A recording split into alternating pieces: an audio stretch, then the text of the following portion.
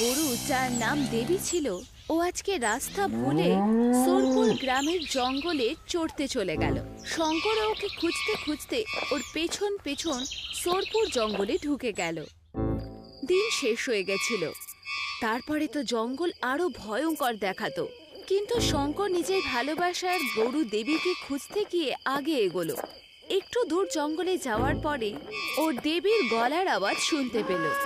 দেবী, দেবী, আরে কোথায় তুমি? ও আবার গরুর আওয়াজ শুনতে পেল আর শঙ্কর আওয়াজের দিকে এগিয়ে গেল। হঠাৎই করে ওর মনে হলো যেন কেউ ওর পেছনে আছে। যখন ও ঘুরল, দেখলো সেখানে কেউ নেই। ও আবার গরুর আওয়াজ পেল। ও তখন নিজের গরু দেখতে পেল। গরু একটা বট গাছের নিচে ঘাস খাচ্ছিল। শঙ্কর ওর কাছে গেল। আরে আমার দেবী, তুই এই পাতাগুলো খাবি নাকি?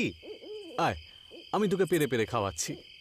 যখনই শঙ্কর কোদাল মেরে ওই গাছের শাখা কাটলো, তখনই হঠাৎ গাছের নিচ থেকে কালো ধোঁয়া বেরোতে শুরু করলো আর একটা আওয়াজ এলো, যাতে শঙ্কর একদম ভয় পেয়ে গেল। তোমরা মানুষেরা কষ্ট দেওয়া কবে থেকে ছাড়বে? যুগ যুগ ধরে শুয়েছিলাম। কার এত সাহস হলো যে আমাকে জাগিয়ে তুললো? কালো রঙের ধোঁয়া উঠল আর একটা কালো ছায়া শঙ্করের সামনে প্রকট হলো, যেটা দেখে শঙ্কর একদম মূর্তি হয়ে গেল। এটা দেখে কালকেতু হাসলো আর বলল, আমি হলাম কালকেতু। যে আমার কাছে আসবে তার তো এই অবস্থাই হবে। একদিন সোরপুর গ্রামে কল্পনা নিজের ভাই উমেশকে বোঝানোর চেষ্টা করছিল। না উমেশ, তুই সেখানে যাবি না। ব্যাস হয়ে গেছে, এটাই ঠিক হলো। এত কিছু শুনেছি সোরপুর গ্রামের ব্যাপারে, আমি তোকে ওখানে পাঠাতে পারবো না। আচ্ছা দিদি, শোনো না, আজকে যদি জঙ্গল থেকে কাঠ নিয়ে আসি, তাহলে কালকে কি করে রান্না করবো বাড়িতে? কোনো উপায় আছে কি? আরে এখানকার জঙ্গলে তো জন্তু জানোয়ারের একটা বিপদ রয়েছে, কিন্তু ওখানে তো নেই। হ্যাঁ, ওখানে নেই পশুদের থেকে ভয়, কিন্তু ওখানে যে ভয় আছে সেটা জানোয়ারদের থেকেও আরো ভয়ঙ্কর। আরে কে কালকেতু? এইসব আজে বাজে গুজব গল্প। আরে কি সব আজে বাজে কথার উপর বিশ্বাস করো তুমি? চলো এখন আমাকে যেতে দাও, নয়তো আসতে অনেক দেরি হয়ে যাবে। কল্পনা উমেশকে অনেক বোঝানোর চেষ্টা করলো, কিন্তু উমেশ নিজের বড় দিদির একটা কথাও শুনল না। উমেশ জেদ করে বাড়ি থেকে বেরিয়ে এলো। উমেশ জঙ্গলে পৌঁছালো। কাঠের খোঁজ করতে করতে উমেশ জঙ্গলের অনেক ভেতরে ঢুকে গেছিল। কাঠ জমা করে নিয়ে যেতে উমেশ খুব ক্লান্ত হয়ে গেছিল। ক্লান্ত হওয়ার পর যখনই ও পুরনো বটগাছের নিচে এসে বসলো, ওর যেন মনে হলো কেউ যেন ওকে দেখছে, কিন্তু ক্লান্ত হওয়ার জন্য ও সেটাকে খুব একটা মন দিল না। কিন্তু পর মুহূর্তেই জোরে হাওয়া দেওয়া শুরু হলো। উমেশ ঘাবড়ে গেল আর উঠে ভাবতে লাগলো, আমার পাটা হঠাৎ করে জমে গিয়েছিল কেন? আমি তো উঠতেই পারছিলাম না। এসব হচ্ছেটা কি? তখনই একটা ভয়ঙ্কর আওয়াজ উমেশের মনোযোগ টানলো। ওটা কালকেতুর ছিল। তোমাদের মানুষদেরকে বারণ করেছিলাম এই জঙ্গলে আসার জন্য, তাও তোমরা বুঝতে পারো না? হ্যাঁ, তোমরা চলে আসো এখানে মরার জন্য, তাই না? কালকেতু সে ছায়া দেখে উমেশের মুখে একটা শব্দ বেরোলো না, আর ঘামে পুরো শরীর ভিজে গেল। কালকেতু তখন নিজের একটা হাত ওঠালো। তখন জোরে জোরে বওয়া হাওয়া একদম থেমে গেল।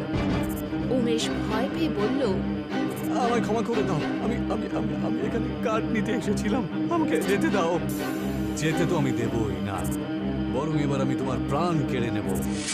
তখন উমেশ সেখান থেকে পালানোর চেষ্টা করলো, কিন্তু ও মূর্তির মতন এক জায়গায় স্থির হয়ে গেল। ভাইয়ের ঘর না আসার জন্য কল্পনাও ঘরে বসে চিন্তা করছিল। কল্পনা নিজের বন্ধু নরেনের ঘরে গেল, যার বাবা একজন তান্ত্রিক ছিলেন। এই জন্য নরেনকেও তন্ত্র মন্ত্রের জ্ঞান ছিল। কল্পনা যখন নিজের সব ঘটনা নরেনকে বলল, ও চিন্তিত স্বরে বলল, তুমি কি জানো না নাকি কল্পনা, যে এই সুরপুরের জঙ্গল কিরকম বিপজ্জনক শক্তিতে ভরপুর?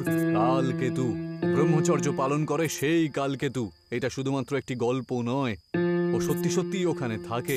সবাই বলে যে দেবদেবীদের কাছ থেকে শক্তি নেওয়ার পরে কালকেতু এতটাই শক্তিশালী হয়ে যায় যে সে যখন চাইতো নিজের ইচ্ছে মতন লোকজনকে এক জায়গাতে স্থির করে দিত। একদম মূর্তির মতন, ঠিক যেন একটা মূর্তি ওটা। আমি হলাম কালকেতু, তোমাদেরকে আমি জীবন্ত ছাড়বো না।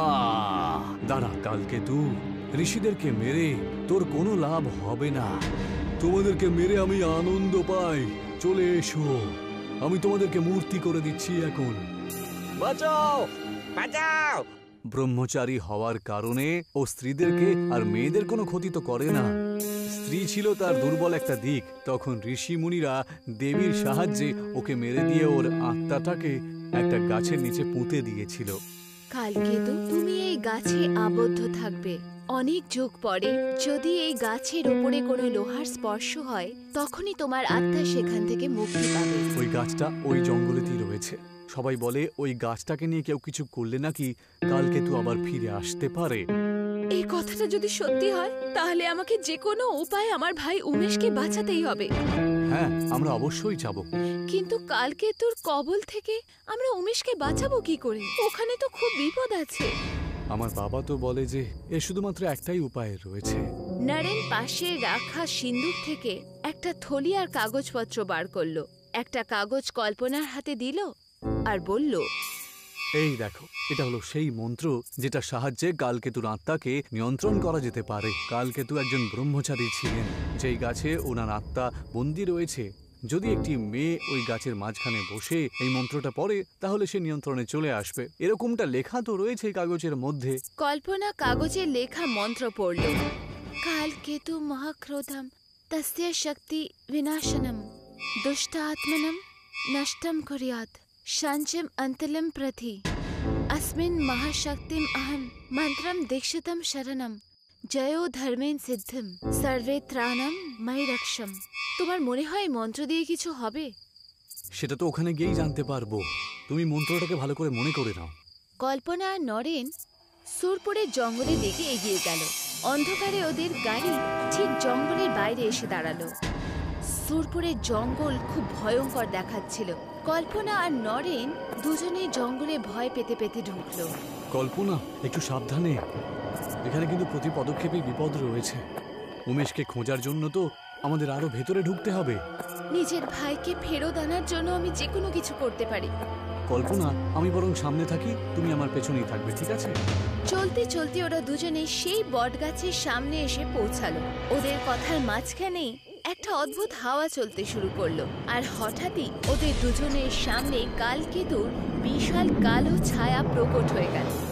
ওর চোখে আগুন ছিল, ওর শক্তি আর রূপ দুটোই ভয়ঙ্কর ছিল। কালকেতু রেগে গিয়ে বলল, ও তাহলে ও হলো তোমার ভাই। আমি তোকে মারতেই যাচ্ছিলাম, আর তুমিও চলে এলে এখানে মরার জন্য, তাই না? এসো এসো, তোমাদেরকে একসাথেই মারি আমি। আমরা তোকে ভয় পাই না কালকেতু। কল্পনা এটুকু বলেই ছিল যে কালকেতু নিজের একটা হাত ওঠালো। তখন নরেন আর ওরাও ঝুলতে শুরু করলো। তখনই নরেন একটা মন্ত্র আওড়াতে লাগলো। ওম হিম ক্লিম ক্লিম কাল ভৈরবায় নমঃ। তোর এই মন্ত্রর কোনো প্রভাব আমার উপরে হবে না, বুঝলি? নরেনের সাথে সাথে কল্পনাও মন্ত্র পড়া শুরু করলো। ওম হিম ক্লিম কাল ভৈরবায় নমঃ। দুজনের মন্ত্র পড়াতে কালকেতু রেগে গেল। তোমরা দুজন যতই চেষ্টা করো না কেন, আমার শক্তি তোমাদের থেকে অনেক বেশি। তোমাদের মানুষের এই চেষ্টা একেবারে বেকার। কল্পনা আর নরেন হার মানল না, আর আস্তে আস্তে কালকেতুর ছায়া অদৃশ্য হতে শুরু করলো। হাওয়ায় ভেসে থাকা নরেন আর কল্পনা মাটিতে এসে পড়ল। তখন নরেন বলল, কল্পনা, একে আমরা এই মন্ত্র দিয়ে বেশিক্ষণ তো আটকাতে পারবে না। তুমি তাড়াতাড়ি ওই বট গাছের নিচে যাও, আর যে মন্ত্রটা তুমি মনে করেছো তার উচ্চারণ করা শুরু করে দাও।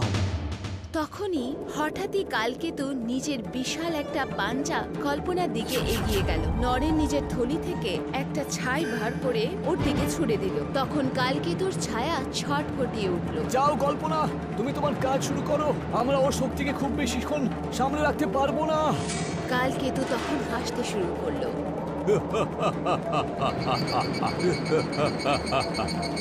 তোমাদের এই মন্ত্র আমার কিচ্ছু করতে পারবে না। কিন্তু কালকেতুর ছায়াকে আটকানোর জন্য ছাই ছুঁড়ে শেষবারের মতো চেষ্টা করলো, কিন্তু কালকেতুর ওপরে তার কোনো প্রভাব পড়ল না। ও নরেনকে নিজের দিকে টেনে ওর গলা টিপল। নরেন ব্যথার চোটে ছটফটিয়ে উঠল আর ওর মৃত্যু হয়ে গেল। তোমরা মানুষেরা কখনো বুঝতে পারবে না যে আমি কতটা শক্তিশালী। নরেনের অবস্থা দেখে কল্পনার মন ভেঙে গেল, কিন্তু ও নিজেকে সামলালো। কল্পনা বট গাছের সামনে এলো আর মন্ত্র উচ্চারণ করতে শুরু করলো। কালকেতু মহাক্রূরম তস্য শক্তি বিনাশিনম দুষ্টাতনম নষ্টম কুরিয়াম শান্তিম অঞ্জলিম প্রতি अस्मिन् महान शक्ति महानतम मंत्रम दीक्षतम शरणम जयो धर्मेन सिद्धिम सर्वेत्राणम मय ऋषम कालकेतु महाक्रूरम तस्य शक्ति विनाशिनम जयो धर्मेन सिद्धिम सर्वेत्राणम मय रक्षम। কিছুক্ষণের মধ্যে কালকেতু ছায়ার মধ্যে আগুন দেখা গেল। কল্পনা নরেনের কাছে গেল। নরেন, না, তুমি এইভাবে আমাদের ছেড়ে যেতে পারো না। নরেনের শরীর এতক্ষণে ঠান্ডা হয়ে গেছিল।